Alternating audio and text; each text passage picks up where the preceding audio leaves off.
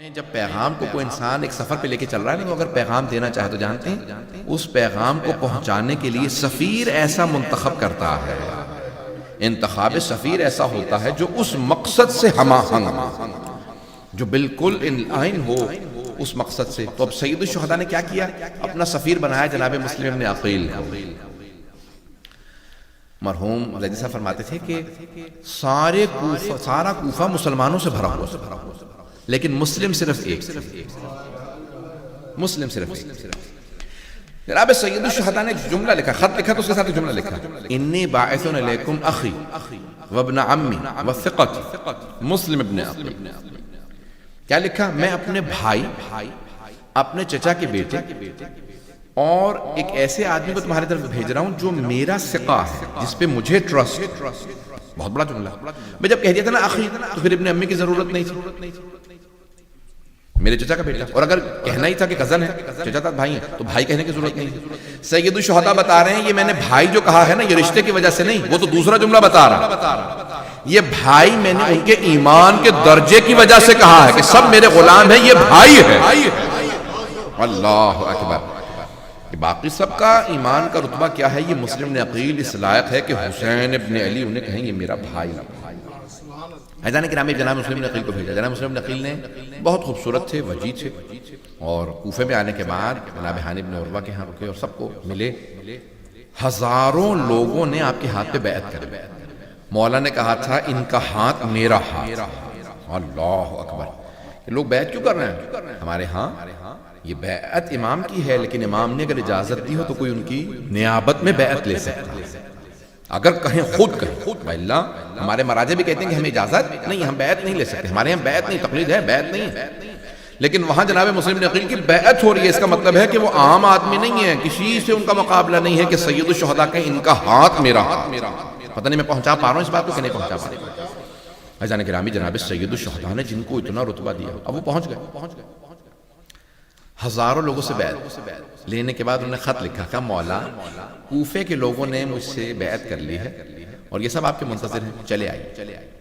سید الشہداء نے خط پڑھا، حج کے لیے نکلے۔ جناب مسلم ابن عقیل نے ایک مرتبہ جب سب سے بیعت لے لی، خط لکھ چکے ہیں، تو ایک مرتبہ آئے مغرب عشاء کی نماز پڑھانے کے لیے مسجد کوفہ کے اندر، اور لوگ کہتے ہیں 16,000 نمازی آپ کے ساتھ، پوری مسجد بھری ہوئی تھی، بیٹھنے کی جگہ نہیں تھی، لوگ اندر نہیں آ سکتے تھے۔ 16,000 افراد نمازی، لیکن نہ جانے کیسی کیفیت ہے کہ نماز جناب مسلم ابن عقیل نے شروع کی تو 16,000 افراد، لیکن جب سلام دیا تو دیکھا کوئی بھی نہیں، کوئی بھی نہیں۔ اچھا، اسی رش کے اندر دونوں بچے بھی آپ سے جدا ہو گئے۔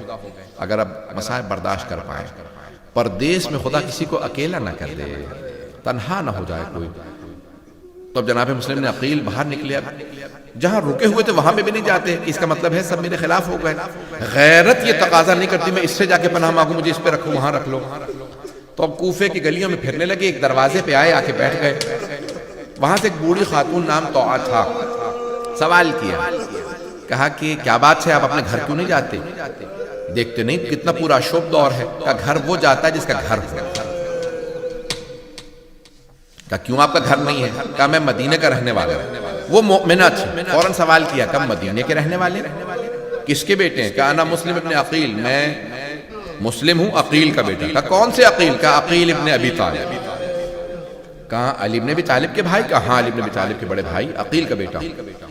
تو اس نے کہا میں مؤمنہ ہوں، میں آپ کے چچا پہ ایمان رکھتی ہوں، میں ان کی ماننے والی ہوں، آپ آئیے میں آپ کو پناہ دے دیتی ہوں، یہاں پہ آپ آرام کر لیجیے۔ کہا نہیں، میں تمہارے لیے مصیبت کا سبب نہیں بننا چاہتا، کیونکہ جو مجھے پناہ دے گا اس کے لیے مصیبت بن جائے گی۔ کہ نہیں، آپ یہاں پہ آئیے، آپ پناہ لے سکتے ہیں۔ کہا کچھ کھانا دے دوں آپ کو؟ کہا کچھ نہیں، صرف مجھے پانی دے دو، میں وضو کر کے تہجد کی نماز پڑھوں گا۔ مغرب عشاء پڑھ کے آئے تھے، وضو کیا، تنہائی میں گئے اور بیٹھ گئے وہیں کے صحن کے اندر، ایک جو حجرہ تھا باہر، وہیں پہ بیٹھے۔ تہجد پڑھنے کے بعد سر رکھا اور کچھ دیر کے لیے آنکھ بند کی، تو دیکھا کہ جناب امیر آئے ہیں، کہتے ہیں مسلم میں لینے کے لیے آئے ہیں۔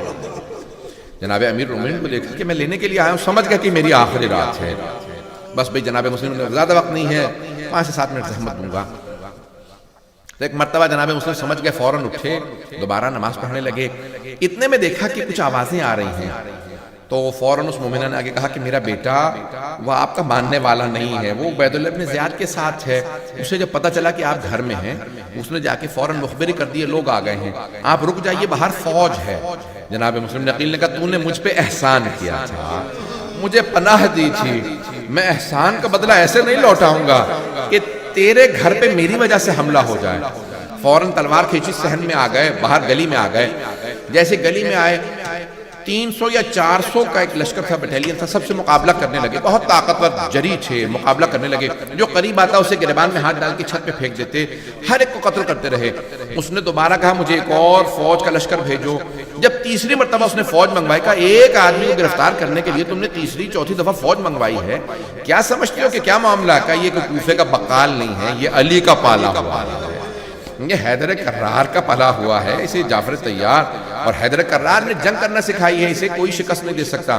اب کہا کیسے گرفتار کیا جائے؟ کہا کہ دھوکہ دے کے۔ تو انہوں نے گڑھا کھودا، اس پہ گھاس رکھی اور کہا کہ مسلم آ جائیے، ہم آپ کو، جیسے ہی وہ حملہ کرنے کے لیے آگے بڑھے تو ایک مرتبہ اسی گڑھے کے اندر گر گئے۔ جب گر گئے تو چاروں طرف سے انہوں نے کہا کہ مسلم ہم آپ کو امان دیتے ہیں، آپ اپنی تلوار دے دیجیے۔ جناب مسلم نے کہا قسم کھا کے کہو کہ تم امان دیتے ہو۔ تو انہوں نے کہا ہم لا الہ الا اللہ کہہ کے کہتے ہیں کہ ہم قسم کھاتے ہیں ہم آپ کو پناہ دے رہے ہیں۔ جناب مسلم نے جیسی تلوار پھینکی، وہ چاروں طرف سے گلے میں زنجیریں ڈالنے لگے۔ تو جناب مسلم نے ایک مرتبہ آنکھوں سے آنسو بہنے لگے کہ ھذا اول الغدر، یہ پہلا دھوکہ ہے، تم نے قسم کھا کے اللہ کی مجھے دھوکہ دے دیا ہے۔ ایک مرتبہ جب وہ گرفتار کر کے لے جانے لگے تو جناب مسلم کے لب کٹے ہوئے تھے، مسلسل لوگ تیر مار رہے تھے، تلواروں کے وار تھے، لب کٹ گئے تھے، ان کی لپس جو ہیں وہ کٹ۔ اب ہاتھوں میں سارے جسم میں زنجیریں ہیں، لے جا رہے تھے۔ جیسے ہی دارالامارہ کے دروازے پہ پہنچے، بھائی سن لیجیے گا مصاحب کو، دارالامارہ کے دروازے پہ پہنچے تو دیکھا وہاں پہ ایک مولا کا ماننے والا ہے۔ کہا کہ آپ مسلم نے عقیل نہیں ہے؟ کہا ہاں میں مسلم نے عقیل ہوں۔ کہا میں علی کا ماننے والا ہوں، کچھ چاہیے؟ کہ اگر ہو سکے تھوڑا پانی پلا دے، میں بہت پیاسا ہوں۔ اس نے ایک ظرف میں پانی دیا، کہ پانی پی لیجئے۔ جناب مسلم نے پیالہ تھا، جیسے پیالہ رکھا نا پانی پینے کے لیے، تو آپ کے جو لبوں سے خون بہ رہا تھا اس میں گرنے لگا۔ آپ نے کہا یہ آلودہ ہو گیا ہے، تو آپ مجھے صاف پانی دے دو، اس میں بہت زیادہ خون آ گیا ہے۔ اس نے دوبارہ پانی دیا، دوسری مرتبہ دیکھا پھر اس میں خون آ گیا۔ کہا کہ شاید خدا کو یہی منظور ہے میں بارگاہ میں، اس کی بارگاہ میں پیاسا جاؤں، یہ پانی لے جاؤ۔ جیسے ہی زنجیریں باندھ کے جناب مسلم کو اندر لے کے آئے نا، تو عبید اللہ ابن زیاد نے دیکھا تو جناب مسلم سے ایک آدمی نے کہا کہ تم نے اپنے امیر کو سلام نہیں کیا؟ کہ میرا امیر صرف حسین ابن علی، میں عبید اللہ ابن زیاد کو نہیں مانتا۔ کہ جھک کے سلام کرو، کہ میں اس کے سامنے نہیں جھکوں گا۔ ایک مرتبہ کہا کوئی آخری حسرت ہے؟ کہ ہاں، آنکھوں میں آنسو ہے۔ کہ کیا بات ہے، موت سے ڈر رہے ہو؟ کہ نہیں، میں نے اپنے مولا کو خط لکھا ہے، مولا کوفے چلے آئیے، لیکن مجھے اب احساس ہو رہا ہے یہ کوفہ اس لائق نہیں حسین آ جائے۔ کہ لیکن تمہارے مولا حسین تو بہت دلیر ہے، بہادر ہے، شجاع ہے، ساتھ میں عباس ہے۔ کہ مجھے مولا کے آنے کے اتنے زیادہ پریشانی نہیں، لیکن مولا اپنی بہنوں کے ساتھ آ رہے ہیں، مولا بہنوں کے ساتھ چلے ہیں۔ اجرکم اللہ۔ بس بھئی 2-4 منٹ کی زحمت اور دوں گا۔ بس بھئی بعض بزرگ علماء نے ایک روایت لکھی ہے، وہ کہتے ہیں کہ وہاں جناب سید الشہداء کی کیفیت بدلنے لگی۔ جناب عباس نے پوچھا مولا کیا بات ہے؟ تو مولا نے ایک مرتبہ ہاتھ کی 2 انگلیاں اٹھائیں کہ عباس ذرا انگلیوں کے درمیان میں دیکھو۔ تو جناب عباس علیہ السلام نے دیکھا کہ مولا بڑا ہی کوئی مظلوم ہے، ہاتھ اس کے پشت سے بندھے ہوئے ہیں، گھٹنے زمین پہ ہیں، کسی بہت بڑی عمارت کی چھت پہ ہے، یہ دارالامارہ کی چھت تھی۔ کہا مولا اس کا بھی جلاد سر قلم کرنے والا ہے۔ جلاد نے تلوار اٹھا رکھی تھی، دیکھا نیچے ایک بی بی برقع پوش کھڑی ہے، دامن پھیلا رکھا ہے۔ جناب سید الشہداء نے کہا عباس ذرا غور سے دیکھو۔ جناب عباس نے دیکھا کہ مولا یہ میرا بھائی مسلم ہے، مولا مجھے پہنچا دیجئے اعجاز سے، میں اپنے بھائی کا دفاع کروں، میرا بھائی تنہا ہے۔ ایک مرتبہ تلوار چلی، سر قلم ہوا، زمین پہ گرا۔ کہ مولا کوئی بی بی ہے؟ کہ یہ میری ماں ہے۔ اجرکم اللہ، اجرکم، میں نے تمام کر دیا۔ ایک مرتبہ جناب مسلم کے جسد کو کوفے کے سارے بازاروں میں پھیلایا گیا۔ میں تمام کر دیتا، لیکن یہاں جناب مسلم کی شہادت مکمل نہیں ہوتی۔ میں ہاتھ جوڑ کے کہوں گا ذرا 2 منٹ کے لیے میرے ساتھ چلیے۔ کہاں چلیں گے؟ راستے میں ابھی مکے سے جناب سید الشہداء کوفے کے لیے، کربلا کے لیے چلے ہیں۔ جانتے ہیں کون ہے؟ ساری بیویاں ساتھ ہیں۔ مولا نے ایک مرتبہ کہا عباس ذرا یہیں پہ خیمے نصب کر دو، آج رات میں یہیں رہوں گا۔ مولا عباس نے خیمے نصب کر دیے۔ ایک مرتبہ کہا ذرا میری بہنوں کو بلا دو، جناب عباس اس خیمے میں گئے جہاں جناب زینب کبریٰ تھی، کہا بی بی آپ کو مولا نے بلایا ہے۔ سید الشہداء کی آواز کا سننا تھا کہ مولا نے بلایا۔ جناب زینب فوراً آئیں، کہا بھیا آپ نے بلایا؟ دیکھا مولا کے بہت چہرے پہ غم کے آثار ہیں۔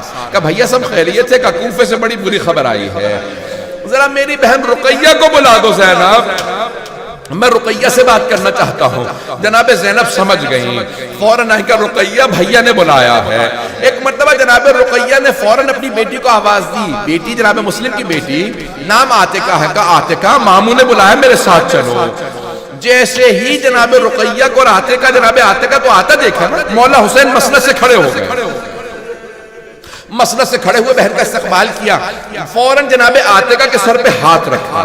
جیسے ہی ہاتھ رکھا نا، ہاشمی بچی تھی، بہت سمجھدار تھی، فوراً سمجھ گئی، کہا مامو جان میرے بابا خیریت سے ہیں، کہا میرے بابا خیریت سے ہیں۔ جناب سید الشہداء نے کہا بیٹی اپنے آپ کو یتیم نہ سمجھنا، ابھی مامو زندہ ہے، میں تمہیں یتیمی کا احساس نہیں ہونے دوں گا۔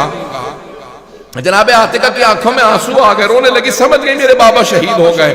جناب سید الشہداء نے کیا کیا؟ ارے شب عید ہے، فوراً جناب زینب سے کہا زینب ذرا میری صندوق لا دو، میں اپنے ہاتھوں سے عاتقہ کو بالیاں پہناؤں گا۔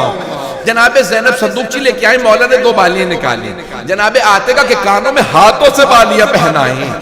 راوی کہتا ہے یہاں قریب میں ایک چھوٹی سی بچی کھڑی دیکھ رہی تھی کہ اگر کوئی بچی یتیم ہو جائے اس کے کانوں میں نئی بالیاں پہنائی جاتی ہیں، اس کے سر پہ شفقت کا ہاتھ رکھا جاتا ہے۔ بچی یہ سمجھ رہی تھی کہ ہمیشہ ہر یتیم کے ساتھ ایسا ہی ہوتا ہے۔ جب شام غریبہ آئی، اس بچی نے دیکھا میں بھی یتیم ہو گئی، میرے سر پہ کوئی شفقت کا ہاتھ رکھے گا، میرے کانوں میں کوئی نئی بالیاں پہنائے گا۔